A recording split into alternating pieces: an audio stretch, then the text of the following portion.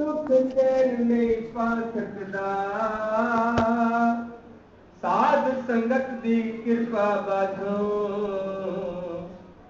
खुद नू नहीं बदला सकदा साध दी संगत सुखे जीवन विच करती हरियाली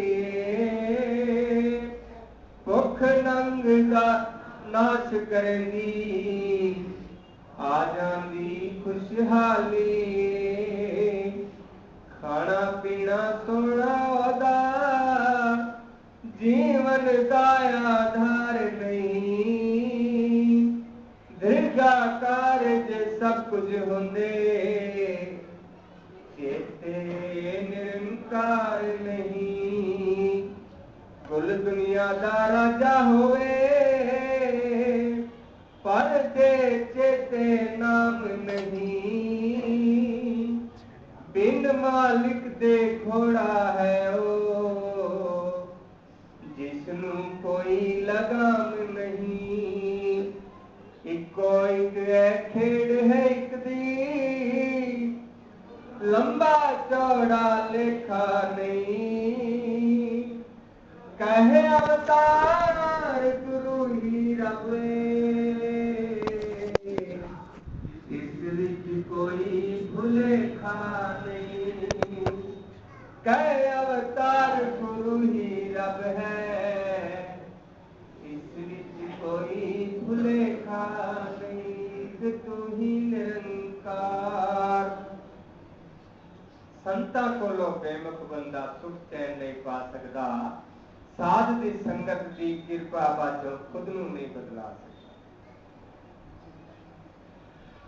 मेरे सतगुरु की खड़ी गुलजार बड़े प्यार से बोलना संत महात्माओं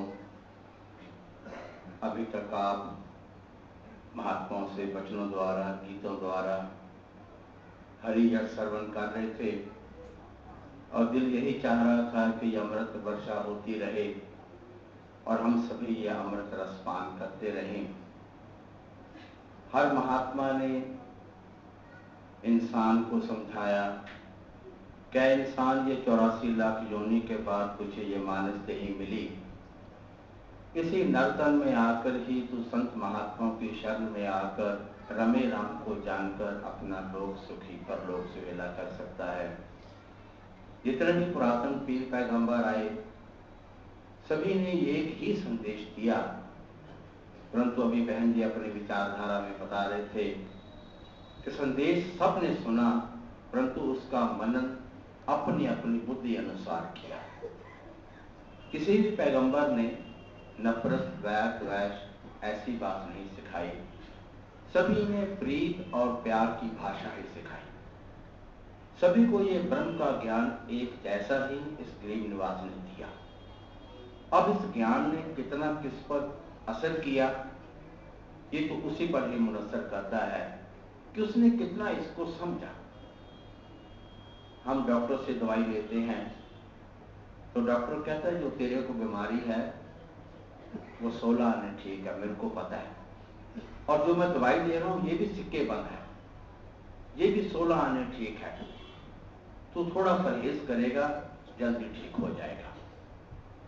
वही परहेज वाली बात नहीं मानी डॉक्टर की बात अपनी मनमत करते हुए दवाई ली ठीक नहीं हुए फिर उसके पास गए।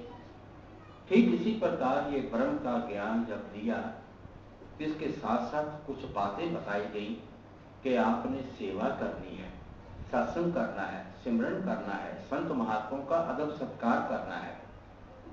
और जो संत महात्माओं इस पैगंबर की बात को मानकर चल रहा है सारे सुख सारी खुशियां सब कुछ उसी के दामन में। फिर तो उसकी अवस्था ऐसी बन गई कि सहज सुभाव उसने कोई बात कही ये अहंकार वो बात पूरी कर देता है। और आप सभी ब्रह्मज्ञानियों की सभा है सभी ब्रह्मज्ञानी संत महात्मा बैठे हैं थोड़ा इस तरह विचार करें कि ये जो अमूलक वस्तु हमें मिली क्या मैं इसका सही ढंग से उपयोग कर रहा हूं। क्योंकि दास अक्सर कहा करता है कि ब्रह्म ज्ञान लेने के बाद इंसान के मनों के अंदर, इंसान के जीवन के अंदर तब्दीली आती है। अगर तब्दीली आ गई तो मुबारक है, फिर तो ये ज्ञान समझ भी आ गया और हम ज्ञान पे चल भी रहे हैं। अगर तब्दीली नहीं आई तो आओ आज उस पहलू को ढूंढें, वो कौन सी ऐसी बात है जिस वजह से जो भी यहाँ बोला, किसी ने कहा मेरे घर में लहरें बहरें होगी, किसी ने कहा कि मेरे बच्चे आज्ञाकारी बन गए। हर महात्मा ने अपनी अपनी कोई ना कोई बात कही। ये बातें मेरे पर क्यों नहीं असर करनी? और थोड़ा इस बात की तरफ विचार करें कि वो कौन सा पहलू ऐसा कमजोर रह गया जिस वजह से ये मेरे पर रहमत नहीं हो पाए। और संत महात्माओं, ज्ञान लेने के पश्चात भी कुछ ऐसे महानुभाव जो इस पैगंबर को एक 5 कप का पुतला समझते हैं, इसको पैगंबर, इसको रब नहीं मान रहे। अब उन्हीं के बारे जिक्र करते हुए पीछे महात्मा आए, उन्होंने अपनी बात कही कि एक महानुभाव कनाडा से चले, जिसको तो अभी चल रहे हैं, तो बैठे बैठे अपने दोस्त को बात करते हैं कि मैं इंडिया जा रहा हूँ। कहता ठीक है, तू इंडिया जा रहा है तो कोठी बाबा जी के पास भी जरूर जाएगा। कहते इसमें कोई शक नहीं, जरूर जाऊंगा। कहता फिर वहां नमस्कार भी करेगा। कहता कोई शक नहीं, नमस्कार भी करूंगा। कहता फिर एक मेरी बात मान। कहता बोलो। कहता ये लो $100 और मेरी तरफ से बाबा जी के चरणों में नमस्कार करते हुए मेरी बात कहना, और जो बाबा जी कहें मेरे को आगे बता देना। बोला सत वचन। अब वो महानुभाव वहां से चले, अपने घर अमृतसर आए, परिवार में रहे। 2 दिन रहने के बाद कहते हैं भाई मेरा ध्यान है बाबा जी के चरणों में जाना है, नमस्कार करनी है, और एक महापुरुष के नमस्कार मेरे पास भी है। वहीं से बैठे फोन किया रिसेप्शन पे कि आप बाबा जी यहाँ हैं, मैं कनाडा से आया हूँ, नमस्कार करनी है। उन्होंने बोलो हाँ बाबा जी हैं, कल 10 से लेकर 1 बजे तक नमस्कार चलेगी, आप आ जाए। और वो महानुभाव पहुंच गए अगले दिन। तो जब रिसेप्शन में गए तो उन्होंने कहा कि मैं कनाडा से आया हूँ, नमस्कार करनी है। तो उन्होंने फौरन फोन अंदर कर दिया। तो बाबा जी कहते उसे भेज दो अंदर। वो गया, जाकर नमस्कार की। सोचने लगा अपनी बात बाबा जी को बात कहूंगा, पहले मैं जिसकी नमस्कार लाया हूँ पहले मैं उसकी बात कर लूँ। बाबा जी को वो $100 वाला नोट पकड़ा कर कहता बाबा जी मेरा एक दोस्त कनाडा में रहता है और उसने ये बात कही है कि पहले नमस्कार करके मेरी बात कहना। बाबा जी बोले क्या कहा उसने? बाबा जी उसने ये कहा है कि लोग भारत से विदेश में आकर कमाई करते हैं और फिर अपनी कमाई घर भेजते हैं, और मैं जिस भी काम को हाथ डालता हूँ वो काम पीछे पीछे पीछे पीछे चला जाता है, काम कोई भी नहीं चल रहा। मैंने 3-4 काम भी बदल लिए हैं, उल्टा घर से मंगवा लेता हूँ, इस साल काम नहीं चला, कृपा करो, और घर वाले पैसे भेज देते हैं।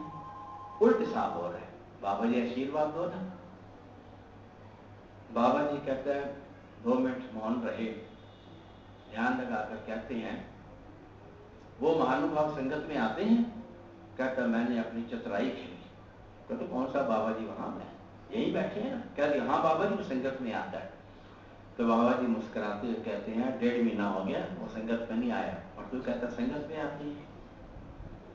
कहता बस मेरी हालत तो वो बनी कि धरती पाट जाए और मैं उसमें समा जाऊं। एक पैगंबर के समक्ष जिससे मैं सोच रहा हूँ कि यही बैठा है, ये कौन सा वहां बैठा है। कहता भूल हो गई। कल उसके बाद मैंने नमस्कार की तो बाबा जी कहा हाँ जी का भाव तक तूने कुछ कहना है? कहता बस। मैंने कहा बस बाबा जी मेरी सारी संशय खत्म हो गई, अब मैंने कुछ नहीं कहना। और संत महात्माओं ये जानी जान है, पैगंबर है, हम भूल जाते हैं। संत महात्माओं कई बार हजूर के चरणों में नमस्कार करने का अवसर प्राप्त होता है। जब हमारे क्षेत्रीय संचालकों की मीटिंग होती है तो सिर्फ क्षेत्रीय संचालक के होते हैं, साल में 1 बार हमें नमस्कार का अवसर मिलता है, और बाबा जी हर एक से पूछते हैं हाँ जी। तो आज तक ये आपकी कृपा है, दया है, एक ही बात के हजूर कृपा है सच्चे पातशाह, जानी चाहूँ आप अगर हजूर सर पर हाथ या कंधे पर हाथ रखकर आशीर्वाद देते हैं, हम कहते हैं हमारे काम बन गए। अब एक महात्मा जो बाबा जी के पास बात करने लगा पीछा छोड़े, पीछे लाइन खड़े नमस्कार करने को। अंत में हजूर को कहना पड़ा कि इधर आ जा, इस तरह हाथ करके इशारा किया, बोलता रहे, बाकी अपना नमस्कार करते रहो। संयोग से उस महात्मा का बिस्तर मेरे साथ ही था। जब रात को सोने लगे, मैंने कहा हजूर मैंने आपसे एक बात पूछनी है। कहता नानक जी मत पूछो, बस मैं बहुत शर्मसार हूँ। कहते जिस हजूर सच्चे पातशाह ने ऐसे इशारा किया ना, बस मैं समझ गया कि बहुत मैं गलत हूँ। एक तरफ तो मैं स्टेज पर बैठकर आवाज देता हूँ कि ये जानी जान है, पैगंबर है, हर समय की पल पल की जानता है, अंतर्यामी दसा की हार दिलदा। हर समय मैं गीत बोलता हूँ, परंतु मैं अपने ही टुकड़े लेकर बैठ गया। कहता बहुत मैं मायूस हुआ। मैं दास ने कहा मैं भी यही पूछने वाला था कि ऐसी कौन सी बात थी जो आप बाबा जी को कहने लगे, अंत में बाबा जी ने आपको कहा कि आप इधर आ जाओ और अपनी बात कहो। कहता मैंने इसे जानी जान को आपने जानी जान नहीं समझा, अंतर्यामी नहीं समझा। कहता बस चूक हो गई, हम पल पर भूलनहार हैं और ये बख्शें है, ये बख्श देता है।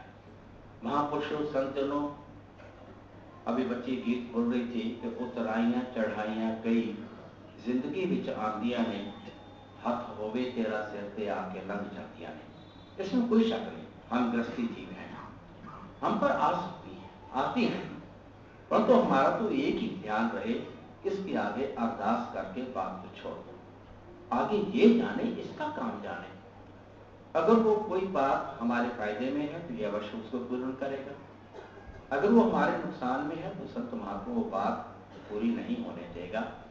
इसके आगे आठों पहर अरदास करें मेरे दाता सच्चे पातशाह, तूने अपने चरणों के साथ लगाया है तो इतनी कृपा करना, अंत श्वास तक हमारी सेवा सिमरन सत्संग करते हुए तो निप जाए। ये जो संपूर्ण अवतार वाणी का शब्द 138 नंबर सामने आया, इसमें स्पष्ट शब्दों में हजूर सच्चे पातशाह शहंशाह बाबा अवतार सिंह ने लिख दिया कि संतां कोलों बेमुख बंदा सुख चैन नहीं पा सकता, साध संगत की कृपा बातों खुद नो नहीं बदला सकता। संत महात्मा जब भी समय मिले इन महात्माओं का संग करें, इन महात्माओं से रहमतें प्राप्त करें, इनसे आशीर्वादें प्राप्त करें। और ये सहज भाई बात कह देंगे तो ये नंकार बात पूरी कर देगा। महापुरुषों, हमारा तो विषय ही सेवा का है। जब भी आपके पास कोई भी महात्मा आता है तो सबसे पहले आपका हाथ, आपके पांव भाग भाग कर सेवा के लिए आप पूछते हैं कि मैं सेवा करके रहमत प्राप्त करूं, मैं सेवा करके आशीर्वाद प्राप्त करूं। महापुरुषों, संत जनों, सेवा कोई भी छोटी नहीं होती। ये हमारे एक मनों के अंदर ख्याल आ जाती है, एक वहम आ जाता है कि ये सेवा बहुत अच्छी है, ये सेवा बढ़िया नहीं है। क्योंकि अक्सर सेवा के मैदान में रहते हैं ना, कईयों के साथ मिल बैठकर बात करने का अवसर मिलता है। वो कहते जो स्टेज के पास भूखे लगती है ना सेवा, ये बहुत बड़ी है।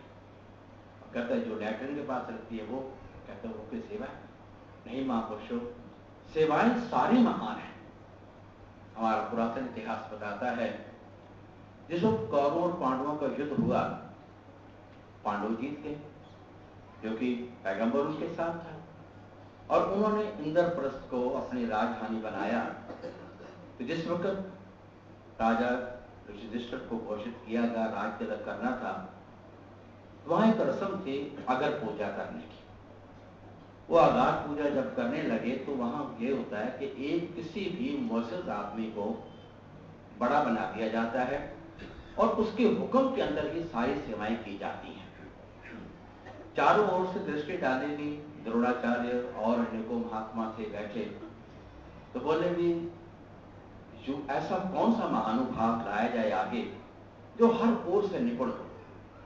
तो निगाह भगवान श्री कृष्ण पर गई, बोले द्वारकाधीश कृष्ण जी को बुलाया जाए, उन्हें ही अगाध सेवा का जो नियुक्त किया जाए। भगवान कृष्ण जी आए, सभी ने सर्वसम्मति से उन्हें उनका नाम ऐलान कर दिया। जो शिशुपाल थे वो थोड़े विरोधी थे, बुआ का लड़का था, विरोध भी किया, परंतु उस विरोध के कारण उसे मुंह की खानी पड़ी। तो सभी ने सर्वसम्मति से भगवान कृष्ण को वो अगार युग जो होना, यज्ञ जो होना था, उसका बड़ा बना दिया गया और सबकी सेवाएं बांट दी गई। किसी को लंगर की सेवा, किसी को लंगर बांटने की सेवा, किसी को ये सेवा का, जो ऋषि मुनि आए उनका आदर सत्कार करना, उनको बैठाने का उचित स्थान देना। जब सारी सेवाएं बट गई तो भगवान श्री कृष्ण जी कहते हैं कि एक सेवा अभी और रह गई है, वो सेवा मेरे से है, मैं वो सेवा खुद करूंगा। और सभी हैरान कि सारी तो सेवाएं बांट दी हैं, अब ऐसी कौन सी सेवा बाकी रह गई है। तो भगवान श्री कृष्ण जी कहते हैं जब सर्व साथ संगत लंगर छक कर जाएगी, जो जूठी पतले उठानी है वो सेवा मेरे से में है, उस सेवा को मैं करूंगा। संत महात्मा ये बात इस तरफ इशारा करती है कि खुद पैगंबर होते हुए भी उन्होंने ये नहीं देखा कि ये सेवा छोटी है या